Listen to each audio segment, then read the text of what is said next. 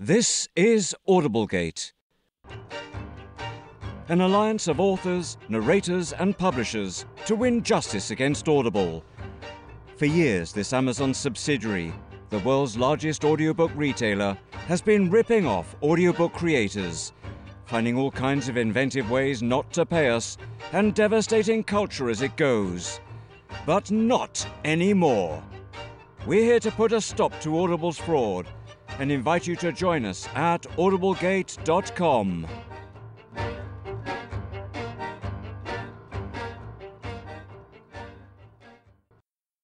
Is Amazon a predatory corporation, or has it mended its ways under new CEO Andy Jassy? Here's what he had to say. At the end of the day, whatever company you're using a product or a service from, you have to trust them. And you have to be accountable for your actions. You have to be held responsible if you misuse it. Really, Mr. Jassy?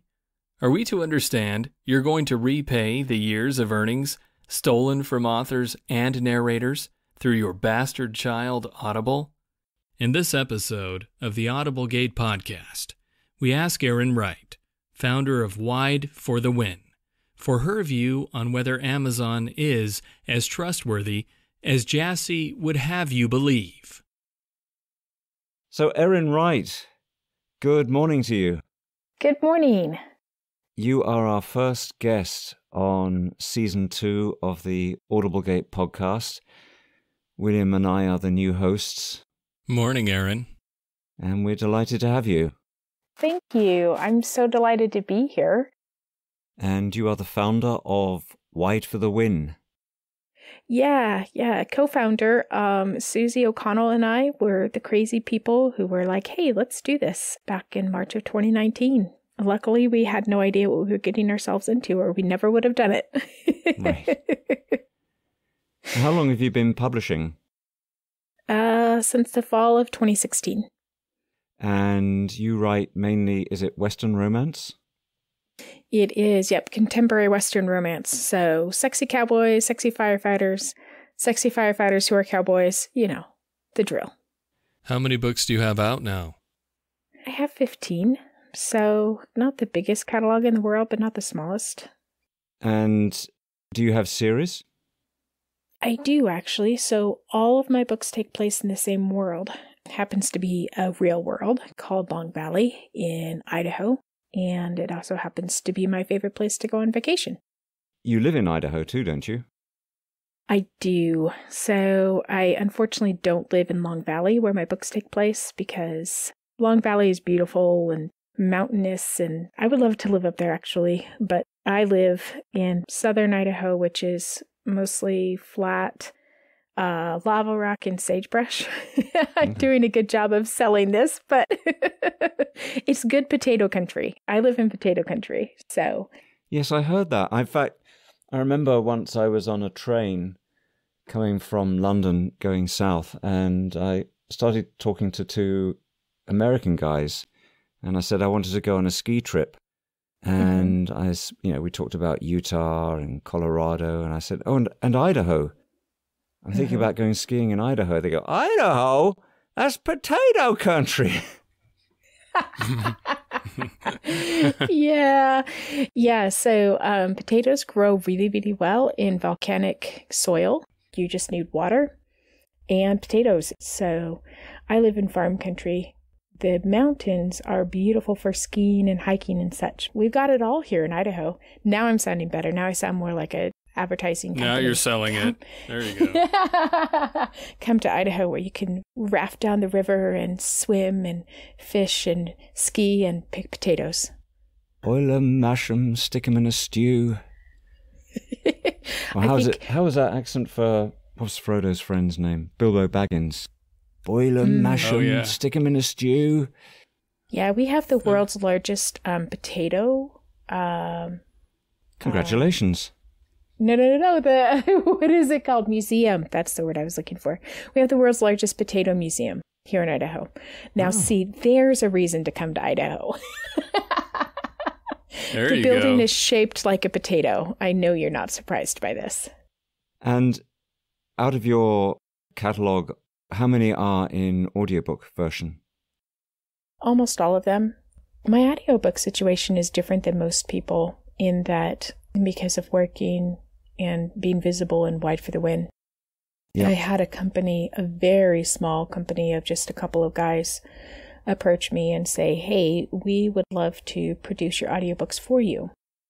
And so we'll just pay for the cost of the narration, and we'll let you pick your own narrator, and we'll let you provide your own covers so that everything is consistent, and then we'll just split the profits with you. And I was like, hell yes. Where's the dotted line? I'm signing now. We worked together in terms of like advertising and such, almost like I produced my own, but I didn't have to pay for them, which is amazing. You must have been doing cartwheels when they came to you with that offer, because it's such a big undertaking to produce audiobooks. Yes, it really, really is. So did you have the same narrator for the whole series? I do. So, yep, I wanted, because all of my books take place in the same world, and there's just that continuity between the characters and such, I wanted that to be there for all of my audiobooks too. So I just have Sarah Rogue is her name, and she just does all of them. I am a big audiobook listener myself, and when authors switch narrators partway through a series, it is terrible. Like, don't mess with my world. So this is a kind of a big thing for me, is like, that was part of the agreement, was that I got to have the same narrator the whole way through. So it's kind of strange in that I've never actually uploaded an audiobook anywhere, right? Because that's not my part of the deal. Oh, so all of that is done for you? Yeah. It's almost like I have an assistant for audiobooks, but that assistant also pays for the audiobooks, which makes it like the best assistant on the planet. Oh, you're so lucky. I truly understand that. I really, really do. Do you know what their distribution channels are? So they go direct to ACX, and then, of course, ACX publishes to not only Audible and Amazon, but also iTunes. And then they use Findaway Voices, and they also publish to iTunes. And so there's a form that you have to fill out to get rid of your duplicates. And you definitely want to, of course, keep the one from Findaway Voices, because your royalties are higher and you have control over your pricing. And then we upload direct to Kobo. Yes, Kobo are fairly new to the game. It's just been the last year or so that we've been able to upload directly. And have you run a promotion through Kobo yet? Mm-hmm. So they have a newsletter list that if you want to get into a Kobo promotion for your audiobooks, you do have to be uploaded directly to them, and you have to email Kobo at writinglife@kobo.com and ask to be added to the newsletter list to be informed when they're running another promotion, because they don't put it on their dashboard like they do their ebook promotions. So a lot of people don't even realize that those promotions are there, because you have to request to be added to that list. So just a quick shout out for anybody who didn't know that was a possibility. Definitely want to do that. Yeah, the Kobo has improved, because when I just experimented with one audiobook, and at the time it was early days and I wasn't able to upload a sample. So the audiobook was there, but the sample wasn't. But that's changed now. You can add the samples on Kobo. Yeah. They are definitely encouraging you to upload direct. They do not want you to use Findaway Voices to get to them. So if you are willing to take the time to do it, you'll make more progress on the Kobo storefront if you do take the time to upload direct. So you do have to ask for that tab to be added to your dashboard. Right, and they will give you more support and more promotion for your audiobooks, or access to it at least. Exactly. Yeah, and honestly, their promotions are, they say in the email, apply for this promotion and just assume that you have been accepted unless we tell you otherwise. Oh. Like, that's how non-competitive their audiobook promotions are right now, right? So that's it. That is until this podcast goes out, then everybody's going to know about it. But that's how it works with us. We're generous, and we share information. Yeah, that's pretty much my philosophy and view on the world, is to help other people. So sure. Erin, can you tell us, how did you first become aware of Audiblegate? What was your first personal experience? So being in Wide for the Win, my first experience was when people started posting that all of a sudden they were having huge returns. And, if I continue to have these kinds of returns, I'll be owing Audible money. And this is ridiculous. And I can't make money like this. And we know now that it was a glitch, right? But at the time, everybody just thought that this was the new normal and didn't realize that this was a glitch just showing us how many returns they were accepting all along and just had been hiding from us. And so for me personally, because I use a company to publish my books, I was not seeing these returns on my own dashboard because I don't have a dashboard, but I was listening to all of the authors freaking out. And I actually had several authors reach out to me and say, this is something as the head of Wide for the Win that you should be in charge of, and you should fight and, go take on Audible and tell us how it goes, kind of a thing. And I'm like, I'm really good at running a Facebook group, but I am not capable of fighting Audible. But when I heard that Ally was taking this on and fighting the good fight, I was thrilled beyond words because I just knew there was no way that I could do it myself. And then they, of course, did bunches of negotiations and are now taking him to court. So I set up a monthly donation to donate to Ally, and I've also posted about it on my personal page and in Wide for the Win, telling others to donate to Ally and to help fight this. Yeah, Ally is the Alliance of Independent Authors, and they joined forces with us in the Audiblegate campaign near the beginning, and they've remained steadfast with us throughout this. So you're talking about donating at the donor box page, right? Yeah. The campaign. Yeah. Thank you for bringing that up. Yes, donations are important. It will certainly go a long way towards paying for some of the upfront legal fees. So thank you so much for that and encouraging others to do it. For somebody who is listening to the podcast for the first time, what is Wide for the Win? So another Western romance author and I, back in March of 2019, got pretty frustrated with the Facebook groups that were out there for authors that focus pretty much exclusively on KU, Kindle Unlimited, and being enrolled in KDP Select. And my friend Susie and I are both diehard widelings. We're all about being wide and diversifying. And that was a big struggle for both of us going into these other author groups. And it was nothing but, how do you rank well on Amazon, and how do you use your 5 free days, and how do you Amazon ads, blah, blah, blah. And so we were daydreaming of wouldn't it be amazing if we just had a group where discussion of Kindle Unlimited was verboten, right? You can't do that here. And so we thought, well, we could do that. So we started this group. And I really just thought it was going to be 100 people, just come in, hang out. I didn't think there were that many widelings out in the world, honestly. And so it's really crazy to me that we are coming up on 10,000 authors now in the group, wow, which is insane. A lot of them, of course, are not actually wide authors themselves, or they may be partially wide, but a lot of authors join wanting to learn how to be a successful wide author, so that then they can take the plunge and not have it be quite so scary. So Wide for the Win is a Facebook group? Mm-hmm. Were you wide from the beginning?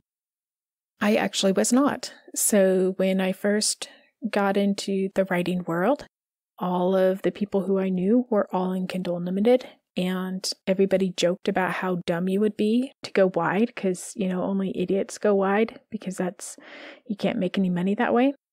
And so I, of course, was in Kindle Unlimited myself because I wasn't an idiot. I was going to make all the money. And I happened to get into the author world just as KU 2.0 was being rolled out.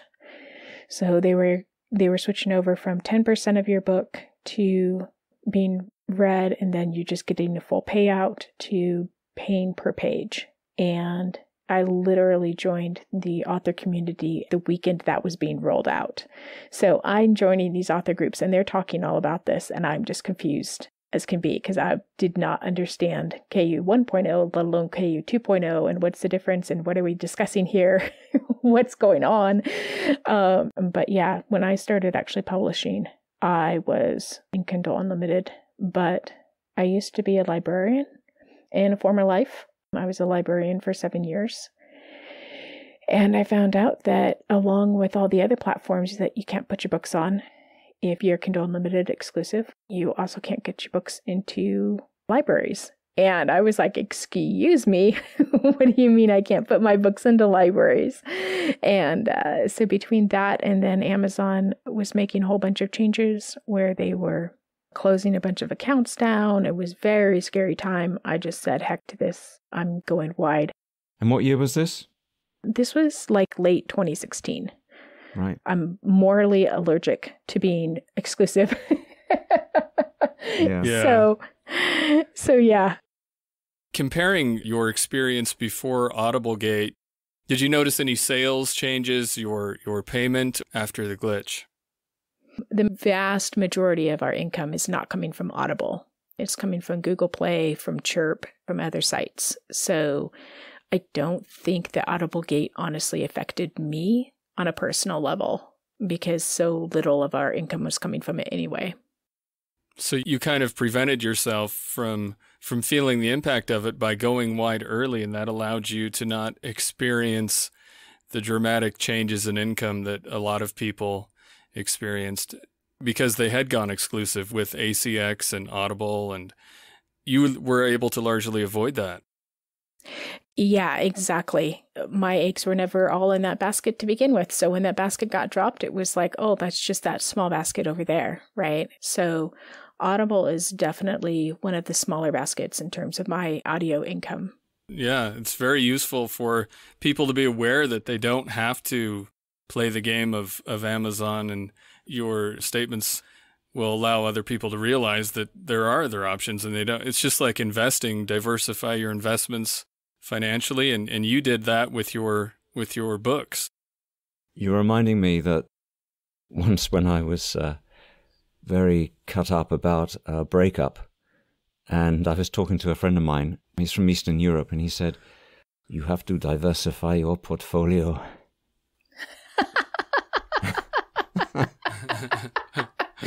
That's not normally a statement that's made in terms of relationships, but okay. Well, it helped at the time, actually. It did make me realize that there's a bigger world out there than just my pain over this one person. Yeah, that's funny. Well, I was going to say before I forgot, I'm very good friends with, there's a small group of us, about 6 authors, and out of this group, I'm the smaller of the fish in terms of income. The other authors are even more successful than I am because they're faster authors than I am, for one thing. But they are all wide. They are all small town romance authors, and they all have their books in audio. And there isn't a single one of them who's exclusive on their audio. And there isn't a single one of them who makes the majority of their income from Audible. All of them are wide in their audio, and all of them make more money outside of Audible. So I'm not an unusual case.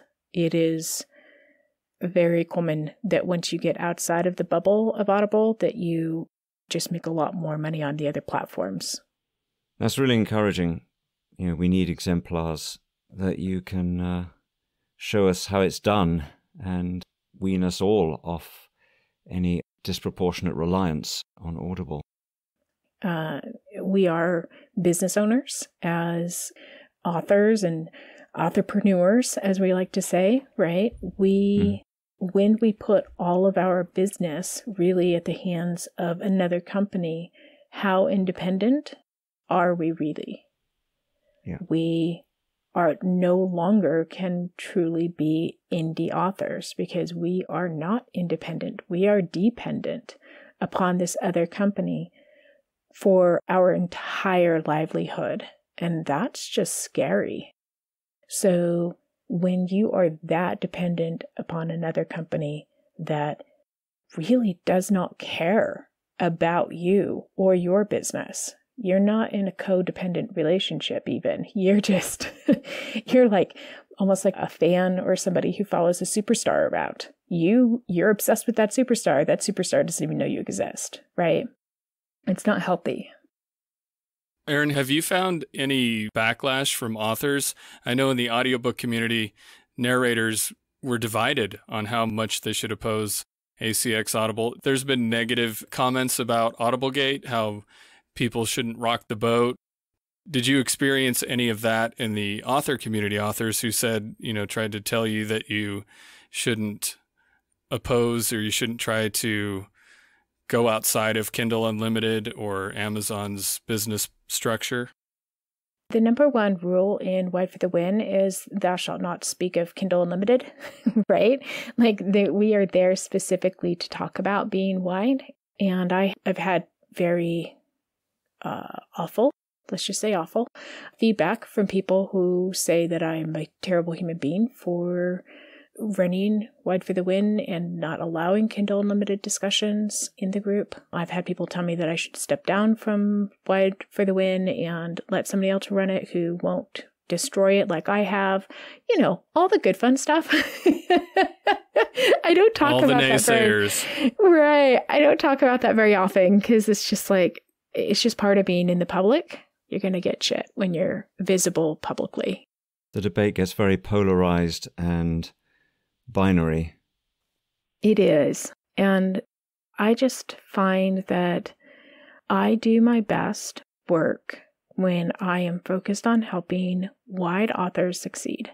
And if someone is going to be focused on how to succeed as a Kindle Unlimited author or wants to make that the focus of the discussion, they are perfectly welcome to do that in any other group. But in Wide for the Win, they're not. The whole point of starting this Facebook group in March of 2019 was to have a place where there was a haven where that was not a discussion. That was the whole point of it. And I'm not going to change that. So what are the inducements, do you think, that Amazon and Audible are dangling in front of authors to persuade them to be exclusive? Amazon always stacks a deck in their favor, right? They say, we'll give you a higher percentage if you're exclusive. They also make your books more visible if you're exclusive. They show up higher in search results. They do all of this with ebooks. They do all of it with audiobooks. So they're not playing fair. Yeah, and favor their own titles because they not only run a sales platform, but they are also a publisher themselves. So they will publish, for instance, I write epic poetry, and that category is stacked with Amazon's own publications that they promote and are at the top of the bestseller lists. Similarly with the audiobook platform, Audible has its own recording studios, produces its own audiobooks, and then favors those over the audiobooks that are there on their sales platform. This is exactly why wide authors in both ebooks and audiobooks over time will make more money off the Amazon ecosphere than they do within it, because Amazon so heavily promotes their own stuff, whether they're making it themselves or whether it's exclusive to them. They are going to make it more visible. They're going to push it to more people. It's going to show up in more Autobots. It's going to show up higher in search results. It's going to be picked more often for sales, all of those things. And so Amazon is punishing you for going wide. So you do get punished, sure. But you also get the freedom of publishing on all of these other platforms, and the competition is less there. The ability to have more visibility organically is higher, and you end up making more money off those wide storefronts. So when I very first went wide with my ebooks, I was about, I want to say it was either 80 or 85% of my income came from Amazon. And steadily over the years, that dropped, but I am now down to 35 to 40% of my ebook income coming from Amazon. And I make more money than I ever did before, right? Hallelujah. So, but it took like 4.5 years of steady work of promoting working with, publishing on these wide platforms and having a wide mindset. When I very first joined and the whole world was switching over from KU 1.0 to KU 2.0, there were people in this group that I belonged to who went wide. And within a month, 99% of them were back to being in KU. And everybody who had stayed in KU was like, well, we told you so. You can't ever make any money outside of Kindle Unlimited. And as a Kindle Unlimited author at that point, I was like, wow, yeah, all those people tried and failed. Boy, it really must be hard to make money as a wide author. And now, years later, looking back on that, I'm like, holy cow, are you kidding me? They tried for like 3 weeks and then they failed. Of course they failed after 3 weeks. What the heck? You know, like we as authors take years to build up our platform, build up our readership base, and build up our catalog in Kindle Unlimited or exclusive to Audible. And then we take it wide, and within weeks, we're like, well, it didn't work. Why are we so impatient to succeed on wide storefronts when we were not that impatient to succeed on Amazon and Audible? It really is just having that wide mindset and being patient to see the goal in the end and sticking with it. It takes time. There isn't a way around that. It took time to build up your career to begin with. It's going to take time to build up your wide career. That's just life. It seems to me that whatever predatory practices are in operation at Amazon, that it's heightened, it's even more in play with its audiobook operations, i.e. Audible. Yeah, it is predatory. They have all the lawyers. They have $10,000 suits on their side of the table, and they are not going to play fair. They're a corporation and they are built to make a profit. They are not built to treat authors fairly. The only reason that Amazon pays 70% most of the time, but not really, on their ebooks is because Apple did. I don't know how many of your listeners know that, but when the Amazon platform first came out, KDP Dashboard, they were paying you 35% royalties. Apple comes out and they started paying 70% royalties. And Amazon was getting their asses handed to them. So then they changed it. We're going to pay 70% too. But we pay 35% in all of these countries, unless you're exclusive to us, of course. And we also have a delivery fee. No other platform does that. Every other platform, it is the same royalty across the board. It only changes depending on how much your book costs. And there's no delivery fee. So even when Amazon claims that they pay 70%, they really don't. Sounds like they tried to figure out ways to claw back part of that 70% by having other fees or different arrangements in different countries. 1,000%, because they really did not want to offer 70%. I mean, obviously, they started out at 35%. They were hoping that that's all they would have to offer authors and that authors would go for it. So when Apple came in and offered a true 70%, it forced Amazon to behave themselves, kind of. I calculated it one day, and it was thousands and thousands of dollars that I have paid in delivery fees. Don't ever calculate that, by the way. You will be very unhappy. So, yeah, people just sort of ignore that, right? That's just a little bit of money. It's just like a quarter or whatever. No, it really adds up. Amazon wants to hide those extra costs somewhere in the details. I don't know what the payment reports look like for Kindle Unlimited, but through ACX, it's a very complicated and not easy to understand breakdown of sales each month. And that is 1,000% on purpose. If anybody thinks that that's just the way that it has to be, they are deluding themselves. Audible, aka Amazon, is intentionally obfuscating? Yes, thank you. Anyway, they're hiding. I'll use my 10-cent word. They're hiding their structure, they're hiding their fees, they're making it as difficult as possible to have you actually understand what's going on. absolutely on purpose. Because if you do know what's going on, you're going to rise up and you're going to rebel, which is exactly what happened when this glitch happened. Somebody's head at Amazon rolled because of that glitch. You know it did. Because they had, up to that point, been able to hide the amount of returns that they were accepting. And they've been able to hide a lot of their business practices. So that glitch cost them more money than than most of us will ever make in a lifetime, you know? So yeah, this is absolutely their strategy.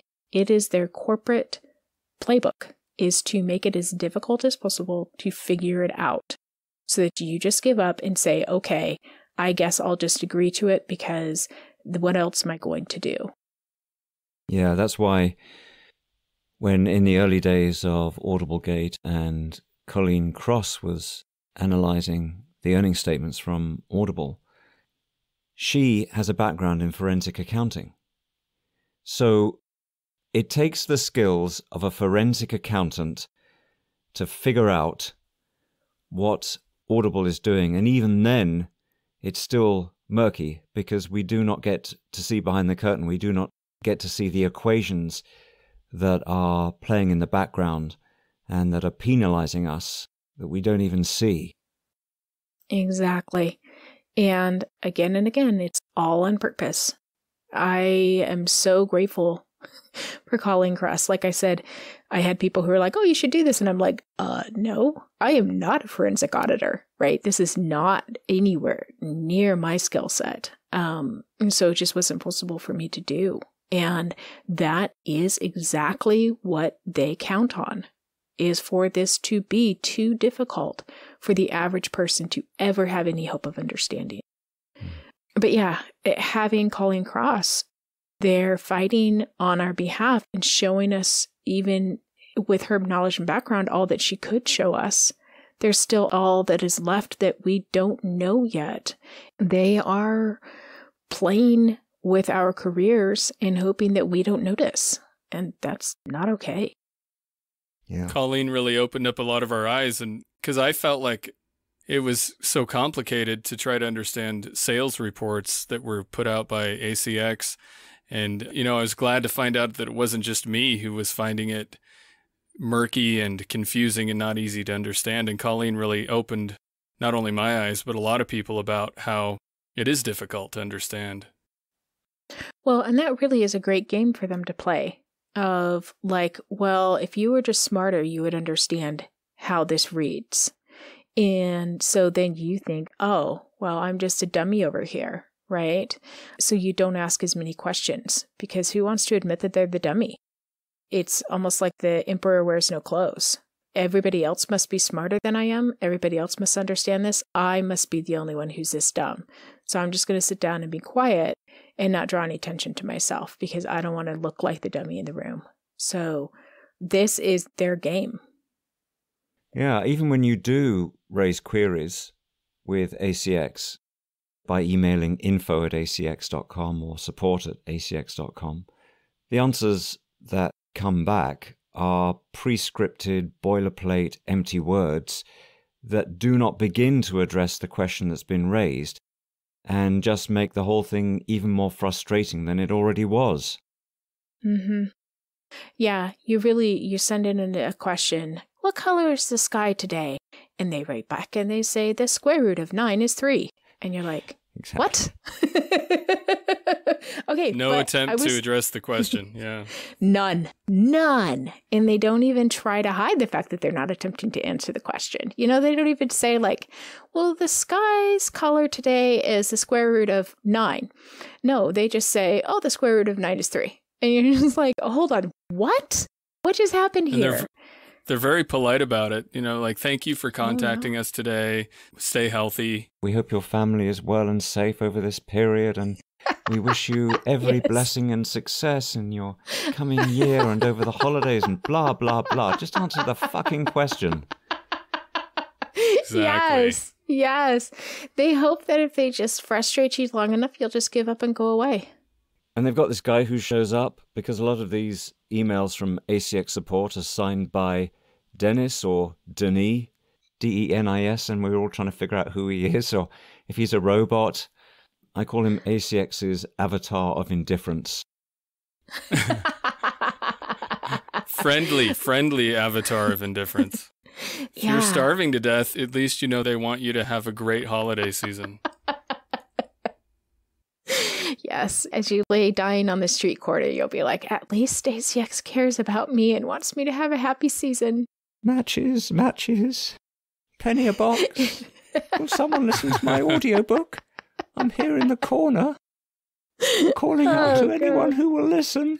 Merry Christmas. I really hope that people listening to us have a dark sense of humor. I hope we're not terribly offending people, but it's really true. Like, it's just empty words. They sat down and they programmed a script, a bot, to respond with a bunch of bullshit that doesn't respond at all, doesn't address any of your questions, and the name of the game is a waiting game. Who will give up first, you or the bot? The bot's always going to win. The bot doesn't get tired, you know? Right. You can keep sending emails till you're blue in the face and you keel over, but the bot's never going to get tired. The bot never needs to take a break. The bot never screams at this computer screen in frustration of like, just answer the damn question. Nope. Exactly. So, Erin, looking at 2021 and how it's gone so far, ACX has made some concessions to authors and narrators. How do you view those concessions? Some of their concessions were important, like not allowing returns for a full 365 days, right? That was absolutely ridiculous. And anybody who has ever bought a digital item from Amazon in terms of music or movies or TV shows knows that that's total bullshit. You don't get to return those. Once you have opened them up and hit play on your TV show, that's the end. You do not get to send that TV show back and say, I didn't mean to purchase this, or never mind, I didn't enjoy it. That's not a thing. So, yeah, we got them down. Now it's only a week. But why is it a week? You don't get to return, the latest blockbuster movie. Why do we have that concept in our minds that you should be able to return an audiobook? You shouldn't. You shouldn't be able to return an ebook either, for that matter. If you had a bad experience, write a bad review. If it was terribly done, then the world needs to know about it. But there are a lot of terrible movies out there. The world knows about those too, and they cannot be returned.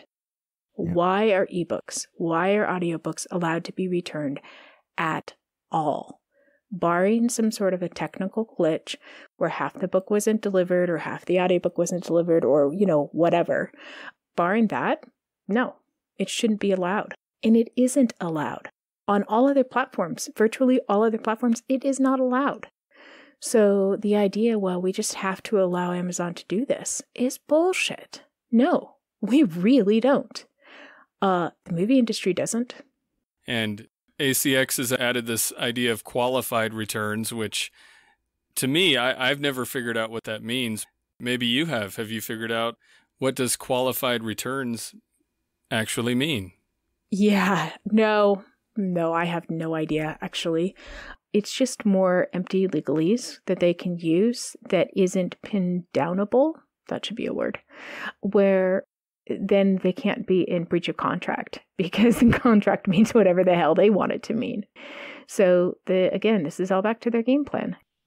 What about the position that Ally, the Alliance of Independent Authors, is taking on returns, which is saying that audiobooks shouldn't be returnable after more than 25% has been listened to?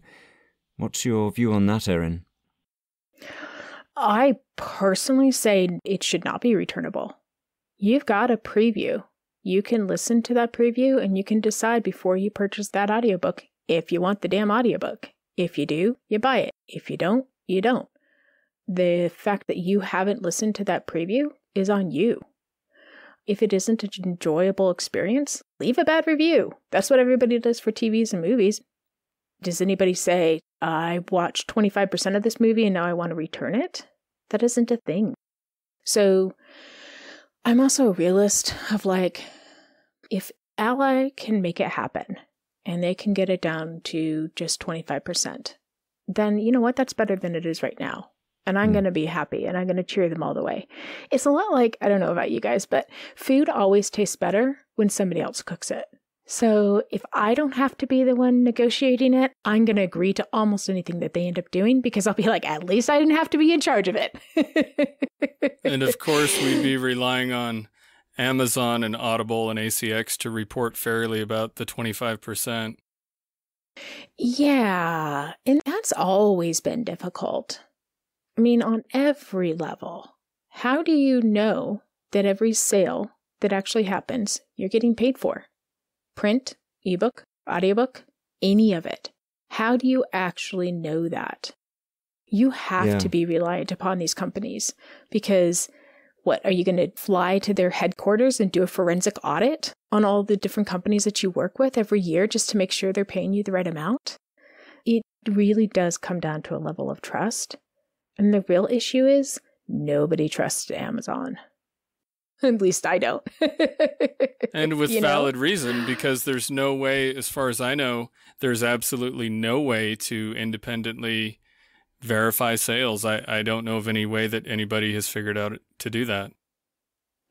Yeah, which I have read a lot of serial app contracts and such lately, and they all have clauses in there of if you want to audit their books, these are the steps that you go through, this is how you do it, this is who's in charge of paying for it, this is the remedies if you do find discrepancies, blah, blah, blah, blah, blah.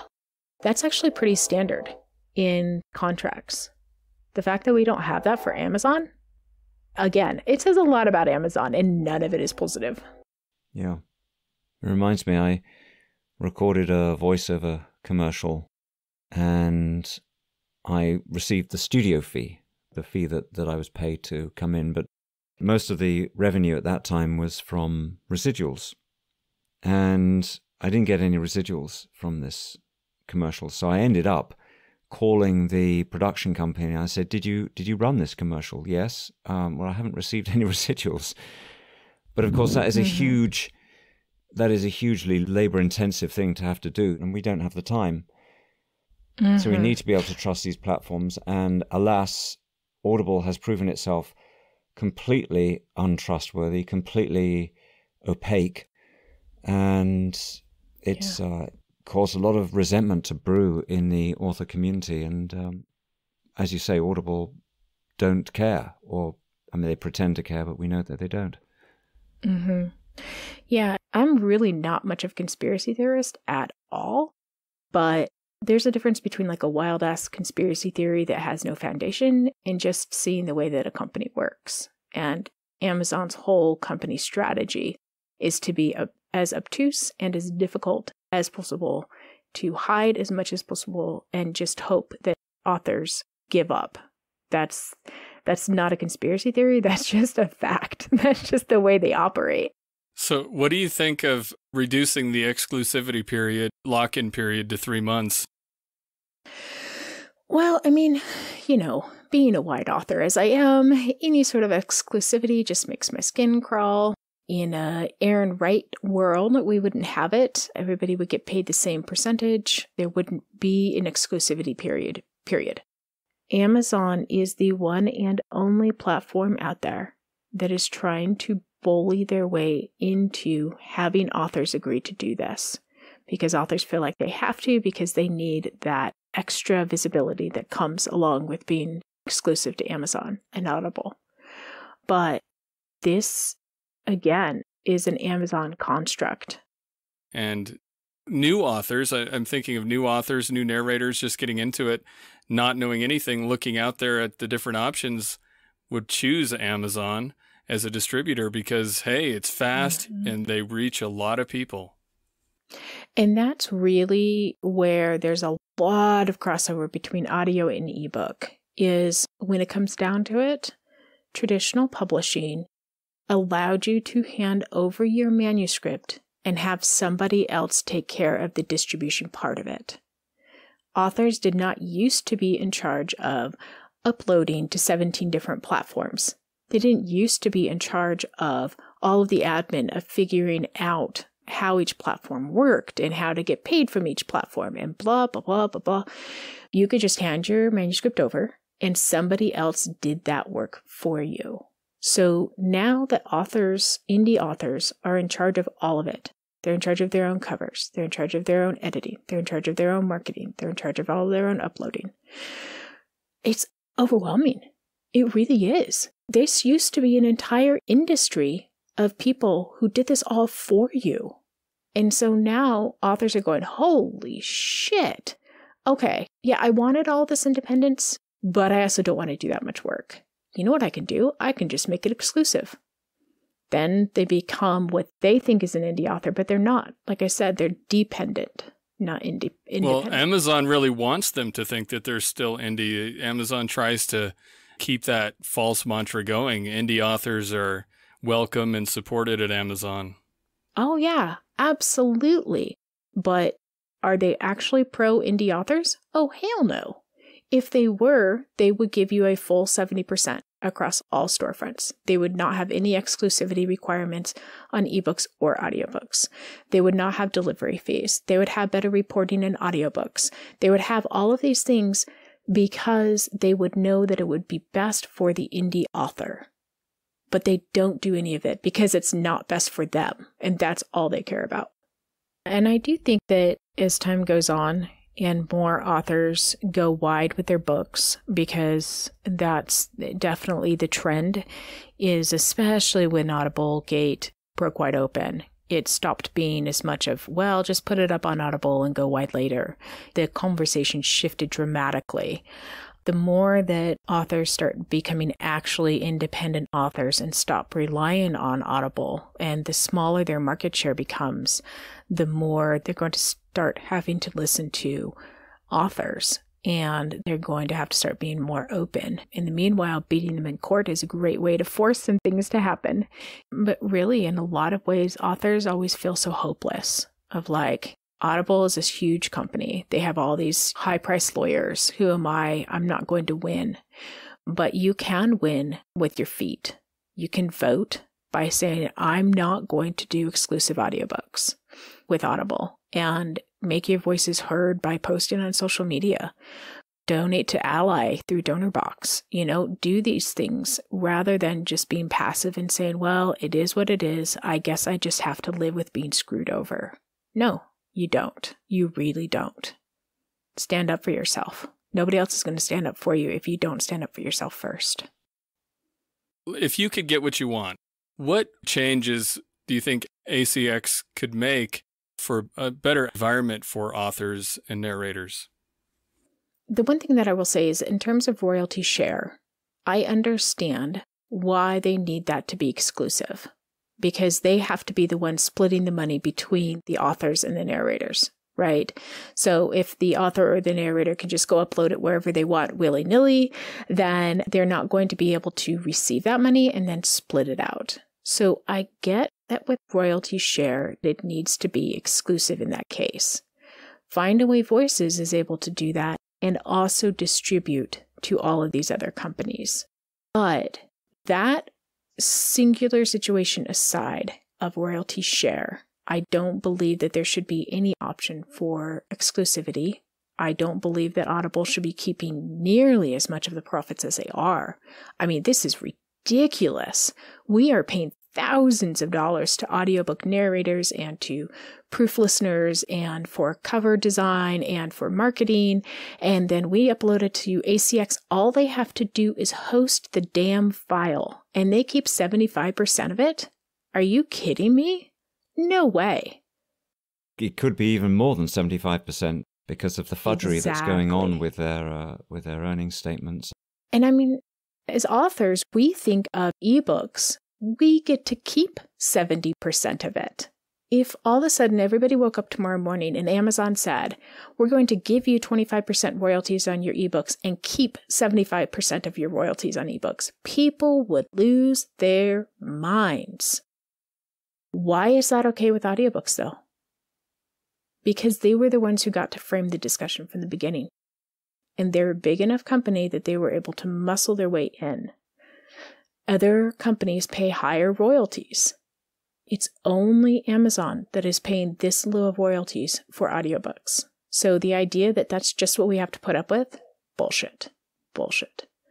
So, yeah, and I would say even outside of Audible, the splits that we're getting are depressed because Audible is such a big player and it's paying out so little that it makes it easier for other retailers to depress what they give authors too. Right, because you don't have that competition. They just have to be a little bit higher than Audible. We don't have to have an Apple Books come in and be like, we'll pay 70% royalties. They don't have to do that. We were really lucky that Apple Books did that back in the day, but we don't have anybody who's doing that right now with audio. So we don't have that pressure. And this is where authors need to vote with their feet instead of saying it's okay to do this, to say, you know what, it's not okay. Because the more pressure we put on Amazon and Audible, the better chance we have of actually winning. So a higher royalty rate, no difference between exclusivity and being wide in terms of audiobooks. Also, not have your own imprints. I don't feel like that a company should be able to have a sales platform and also put their own products on that sales platform. So the Amazon imprints get spun off. They're their own company and they do not feed back into the Amazon world at all. They are their own thing. Let them live or die on their own merits. But stacking the deck in your own favor and having your own imprints and your own authors is really just not fair in terms of actual market economics. It's really screwing with the system. Do you see this trend with Amazon changing? Do you think there's going to be more outlets in terms of audiobooks that come up as a result of Amazon's practices? Or do you think Amazon will continue to dominate unchallenged? Oh, well, you know, I am a wide author and I am also a Pollyanna. My parents named me wrong. I really should have been named Pollyanna. I'm a very optimistic, positive person. And so I like to think that this is going to be changing in the author's favor. And I feel like there are some things that are pointing towards that. I don't know if a lot of people know that when Chirp was first discussed, BookBub did not want to start their own audiobook platform. That was not a thing they wanted to do. They wanted to have another BookBub that was for audiobooks, just like what they have for ebooks. So they went to Audible and they tried to get Audible to give authors the ability to drop their prices so that they could have a BookBub for an audiobook. And Audible told them to screw themselves. Not going to do it. No, we will not give you that ability to set your own prices. So Chirp ended up starting up their own damn company. All right, fine. We'll build our own platform, right? But you see a lot of that kind of ingenuity and like, well, okay, then I guess we're going to make our own thing happen because Audible is not willing to play ball. Yeah, and Audible is shooting itself in the foot ultimately because I expect Chirp is going to claw more and more market share. Mm-hmm.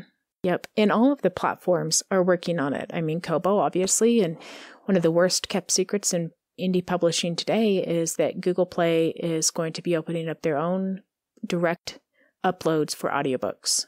So I didn't know that either. Oh my God. Really learning things today. Yeah. You get all the good gossip. Yeah, all the companies are wanting to do this.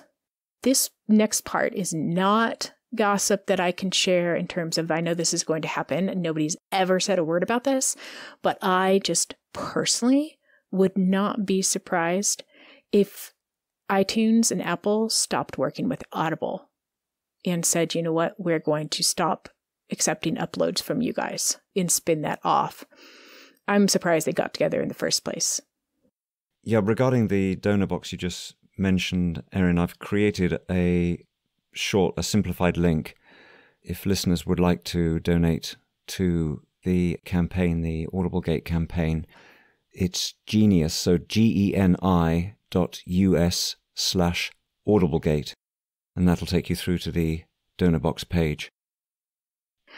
Total side note, I use Genius for all of my own smart links, you know, short URLs. So big fan of Genius over here. Yes, me too. Me too. They're very useful, especially because Audible and Amazon have different product codes across different regions, which makes it really complicated. It really does. And then they have bounty links. So I've put all of my various Amazon and Audible links for audiobooks into one Genius link, which breaks it out by country. It's fiddly, but it's worth it. Yeah. But yeah, I love Genius links. They're the best. Do you have much insight about direct sales, Erin?